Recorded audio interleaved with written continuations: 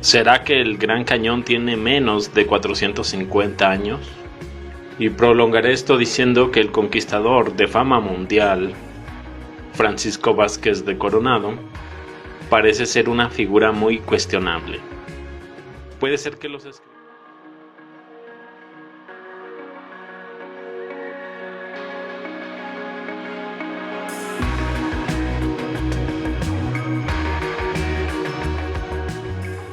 Quivira es un lugar nombrado por el explorador Francisco Coronado en 1541, de las míticas 7 ciudades de oro, quien nunca encontró. Francisco Coronado, de un indio llamado el Turco entre comillas, oyó hablar de una civilización rica llamada Quivira, muy al este. ¿Pero cuál es? ¿Tiene un nombre o solo ha oído hablar? No hace falta decirlo, pero no confío en las fuentes escritas relacionadas con los descubrimientos realizados bajo el liderazgo de Coronado. La razón por la que este conquistador en específico es importante es esta: su expedición es la única fuente de múltiples descubrimientos, entre comillas, cuestionables que apoyan la narrativa. Al observar el estado de los mapas del siglo XVI, resulta obvio que sus viajes no coinciden con estos mapas. Sin embargo, las exploraciones de Coronado apoyan los mapas consistentes del finales del siglo XVIII y principios del siglo XIX.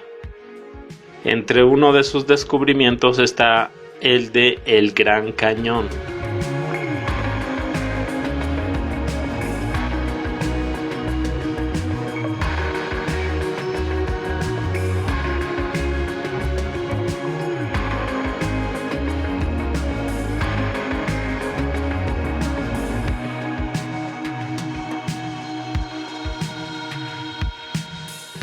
El Gran Cañón es un cañón empinado tallado por el río Colorado en Arizona, en Estados Unidos. El Gran Cañón tiene 277 millas, es decir, 446 kilómetros de largo, hasta unas 18 millas o 29 kilómetros de ancho, y alcanza una profundidad de más de una milla, unas 6.93 pies o 1.857 metros.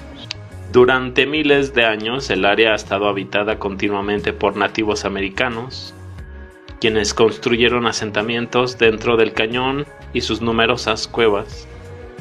La gente del pueblo considera el Gran Cañón un lugar sagrado y peregrinaban en él. El primer europeo que se sabe que vio el Gran Cañón fue García López de Cárdenas, de España, quien llegó en 1540. En septiembre de 1540, el capitán García López de Cárdenas, junto con guías Hopi y un pequeño grupo de soldados españoles, viajaron al borde sur del cañón, entre Desert View y Moran Point. Ningún europeo volvió a visitar el cañón durante más de 200 años. Los padres Francisco Atanasio Domínguez y Silvestre Vélez de Escalante fueron 2 sacerdotes españoles que, con un grupo de soldados españoles, exploraron el sur de Utah y recorrieron el borde norte del cañón, en Glen y Marble, en busca de una ruta de Santa Fe a California en 1776. Finalmente encontraron un cruce, anteriormente conocido como el Cruce de los Padres, que hoy se encuentra debajo del lago Powell. También en 1776, Fray Francisco Garcés, un misionero franciscano, pasó una semana cerca de Havasupai, intentando sin éxito convertir una banda de nativos americanos al cristianismo, y describió al Gran Cañón como muy profundo. Ahora bien, cuando superamos todo esto de los 3 millones de años, 100,000 años de antigüedad, acompañadas de varios quizás y posiblemente, Terminamos con algunas cosas simples y obvias. 1540. Se vio el Gran Cañón por primera vez. Luego, hasta 1776, el Gran Cañón fue visto por segunda vez y tercera vez. Esto sin importar que varios mapas apoyan la idea de que el área se pobló, se viajó, se cartografió antes de finales del siglo XVIII, antes de 1776. Y sin embargo, nadie había visto el Gran Cañón entre 1540 a 1776. ¿De verdad?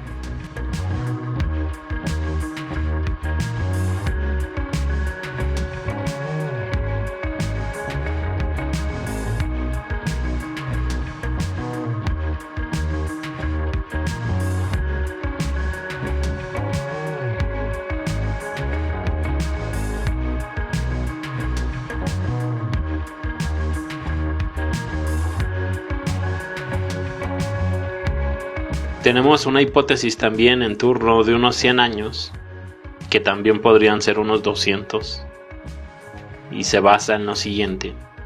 Si existiera algo así como un ajuste de marcos del tiempo históricos, la fecha de 1592 para el descubrimiento de América podría significar el trabajo en progreso. Un trabajo en el que se estaba en proceso de asignar varios tiempos a varios eventos, y las fechas anteriores de las décadas de 1750 son concluyentes, con el comienzo de muchas cosas en la historia, incluido el establecimiento de los Estados Unidos de América. Luego, por supuesto, tienes las historias de los periódicos sobre la expedición del Smithsonian, que encontró tumbas y momias egipcias en el cañón y nunca se supo más de ellas. Uno tiene que preguntarse por qué todos los nombres del antiguo Egipto para toda esta área en específico, en el Gran Cañón. Un lugar que hoy está básicamente fuera del alcance de cualquier turista.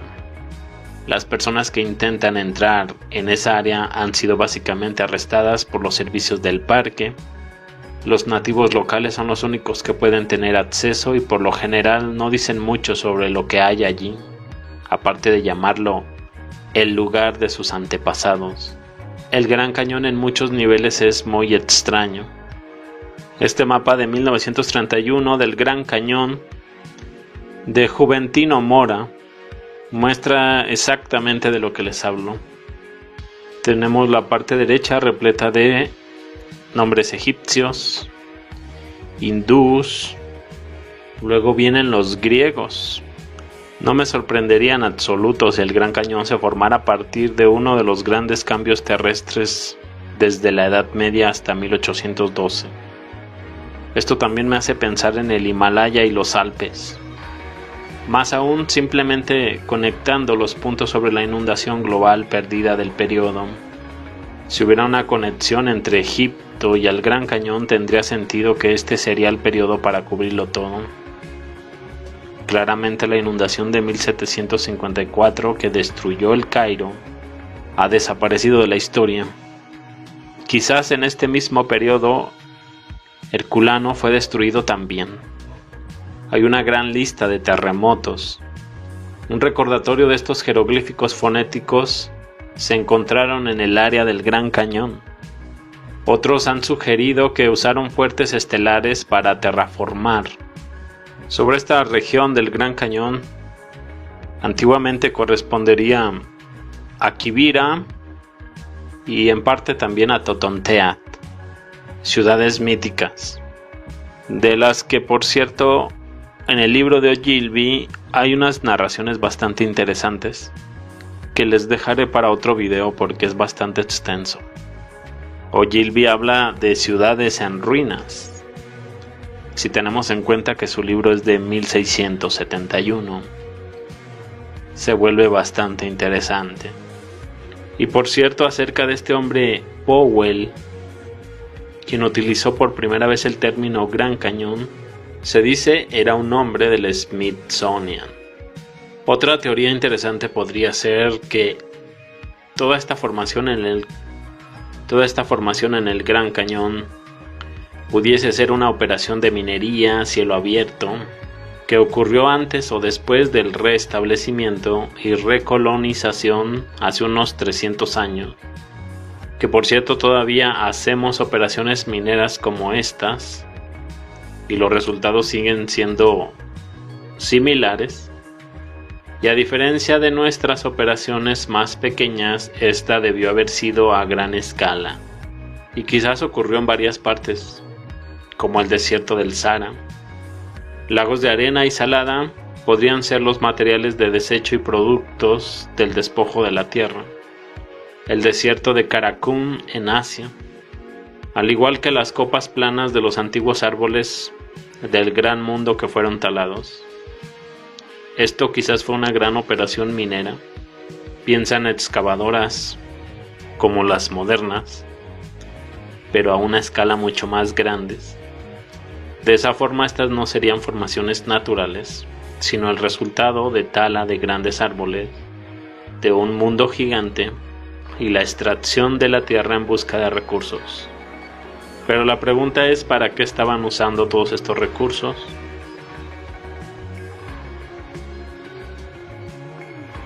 Pues bien, eso es todo. Yo me despido y los veo más adelante con más información. Espero puedas apoyarme compartiendo el video, comentándolo y dejándome un like. Hasta luego.